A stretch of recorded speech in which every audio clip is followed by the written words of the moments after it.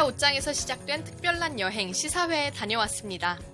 술 기운을 빌려 아이가 되듯 흐름에 취해 생각을 놓았다.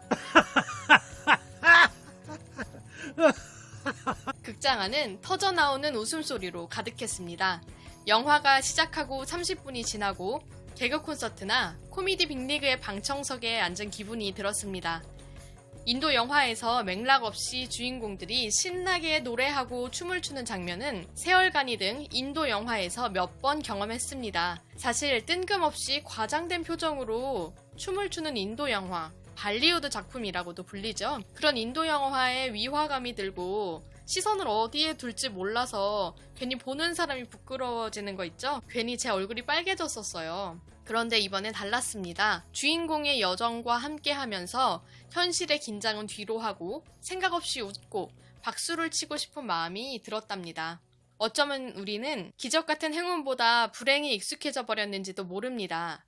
영화 초반 가난한 주인공의 어머니가 심장병을 제대로 치료받지 못하고 죽습니다. 남의 불행을 목격할 때는 그래, 현실에 많이 있는 일이지, 그럴 수 있지 정도의 생각과 얕은 연민이 스쳤습니다. 영화가 계속되며 주인공은 우연히 아주 유명한 여배우를 마주치고 또 우연히 엄청나게 큰 돈가방을 손에 넣습니다.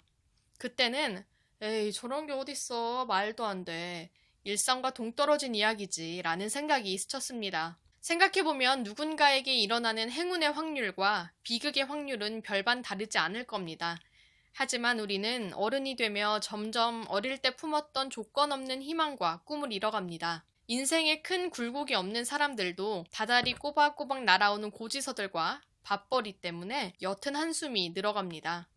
그렇게 조금씩 나에게는 행운이 찾아올 리가 없다는 생각과 함께 안 좋은 일에 익숙해져만 갑니다.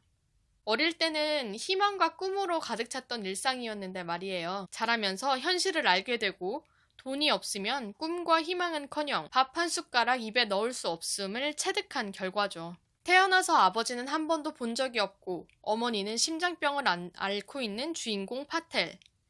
벗어날 수 없는 가난의 굴레에서 주인공은 스스로 마법사가 됩니다. 신묘한 손기술로 사람들의 눈과 마음을 잡아 돈을 버는 거죠.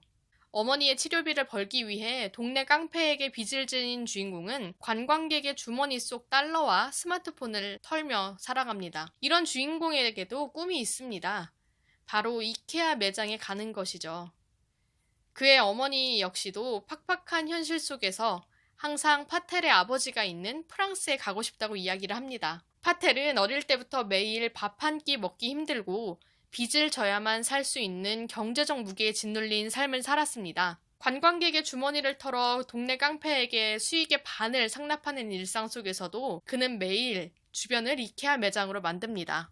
그가 지나가는 골목 시장 물건에 상상의 가격표를 붙여 이케아 광고를 만들어버리니 말이죠. 제대로 학교도 가지 못하고 남의 주머니에 손을 넣어야만 했던 파텔이 그나마 눈을 들어 하늘을 볼 수 있었던 이유는 그의 어머니가 파텔의 세상을 넓혀줬기 때문입니다. 파텔보다 더 무거운 삶의 짐을 진 그의 어머니는 늘 프랑스, 파리 에펠탑을 이야기했습니다. 매일 먹고 살기에도 빠듯한 형편에 꿈을 갖는 것은 사치라고 생각하면서 구겨진 얼굴로 일상을 보내도 모두가 이해할 만한 처지의 어머니였는데도요. 감옥에도 다녀오는 등 삶의 우여곡절을 겪은 파텔은 드디어 손에 비행기표 한 장, 100유로짜리 위조 지폐 한 장만 들고 파리행 비행기에 몸을 싣습니다. 대책 없이 떠나버린 여행길에서 파텔은 운명에 온몸을 맡깁니다. 계획이라곤 아무것도 없이요. 그때부터 그에게 특별한 일이 일어납니다. 현실에 찌든 저의 생각이 에이, 말도 안 돼, 인과관계가 전혀라면서 고개를 들려고 하면 인도 아프리카 노래의 북소리와 신나는 목소리가 심장에 닿을 듯 쿵쿵 울립니다.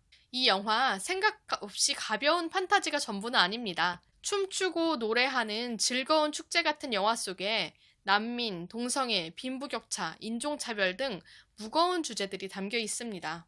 이 영화는 도서 이케아 옷장에 갇힌 인도 고행자의 신기한 여행 책이었어요. 이 책을 원작으로 만들어졌습니다. 작가 로맹 퓨에르톨라는 국경 담당 경찰로 근무하면서 만난 미립국 노숙자들의 이야기를 소설 속에 녹여냈습니다. 서류상에 존재하지 않는 난민들은 이 넓은 지구 어디에도 정착할 수 없는 처지입니다. 영화는 타이에 의한 여행자들이 노래하는 꿈과 희망을 웃음과 섞어서 무겁지 않게 담아냈습니다. 홀짝홀짝 마시다가 달큰하게 취하는 술처럼 정신없이 영화의 흐름에 몸을 맡기면 관객의 세계가 넓어지는 경험을 합니다. 개인의 삶의 지평선이 넓어지는 지점은 내가 아닌 다른 사람의 처지를 이해하고 경험하는 바로 그곳이잖아요. 사실 우리가 이야기하는 여행은 팍팍한 일상을 떠나 낭만과 즐거움이 가득한 휴식을 의미합니다. 살아있지만 아무도 존재를 모르는 망자처럼 떠돌아다니는 난민의 삶을 마주치는 것은 여행이라고 절대 부르지 않죠. 우리 삶에서 정말 겪고 싶지 않은 일이죠. 하지만 이 영화는 난민이 되는 것도 노숙자가 되는 것도 모두 여행이라고 부릅니다. 이케아 옷장에서 시작된 특별한 여행은 뭄바이, 파리, 런던, 바르셀로나, 트리폴리 5개 도시로 쉴 새 없이 관객들을 비행기로 실어 나릅니다. 그 과정에서 속고 속여야만 큰 부를 축적할 수 있는 현실을 보여주고 강력한 지구의 자기장이 작동한 것이라는 말도 안 되는 설명으로도 이해할 수 없는 사랑이라는 현상도 담았습니다. 무일푼 인도 여행자에게 미국 여성이, 그것도 엘리트 미국 여성이 끌리는 게 말이 되나? 라는 못된 질문이 생각할 새도 없이 튀어나오는 게 관객의 마음인데요. 이런 관객의 마음을 읽었나 봅니다. 제가 하고 싶은 질문들은 영화 속에 나오는 아이들이 돌직구로 주인공에게 질문을 해주니 대답은 영화를 보시면서 들어보십시오. 우연에 온 몸을 맡겼을 때 찾아오는 행운과 불행을 모두 그저 카르마, 업보라고 생각을 합니다. 이 생에 지은 죄가 없다면 전생까지도 내가 한 일들의 대가를 치르는 것임을 주인공은 받아들입니다. 다만 주인공 파텔은 업보에 무릎 꿇지 않고 맞닥뜨린 불운들을 해결할 방법들을 끊임없이 찾습니다. 주인공은 대책 없이 떠난 여행에서 벼랑 끝에 몰려서야 계획을 만들고 주변 사람들의 도움으로 목표를 이룹니다. 예상치 못한 일에 휘말려 그의 여행을 함께하다 보면 주인공의 모습에서 나의 모습을 찾을 수 있습니다. 매일 돈이 부족해 허덕이는 파텔, 꿈을 꾸는 파텔, 불행한 일을 당한 파텔, 행운을 마주친 파텔, 절망하는 파텔, 그리고 사랑하는 파텔 등등. 인생을 살며 마주치는 악인도 의인도 행운도 불행도 모두 웃으며 넘기는 파텔과 그의 어머니는 관객을 향해 말합니다. 예상치 못한 불운과 행운에 무너지지 마라. 정신 차리고 너의 인생을 책임져라. 매일 새로운 일을 해야만 직성이 풀리는 여행자 성향의 사람도 예상치 못한 일이 일어나면 극도로 불안해지는 정착자 성향의 사람도 영화는 양쪽 성향 모두의 마음속을 야금야금 긁으며 확장시킵니다. 누구나 지고 있는 삶의 무게에 짓눌려 있지만 말고 밖으로 나가서 나의 꿈도 찾고 또 능력껏 다른 이들의 꿈도 찾아줘야 하지 않겠느냐며 관객들의 다친 마음을 활짝 열어줍니다. 비행기 표만 들고 떠난 여행지에서 우연의 몸을 맡겨봐도 괜찮다면서 말이에요. 어서 일어나서 떠나라고.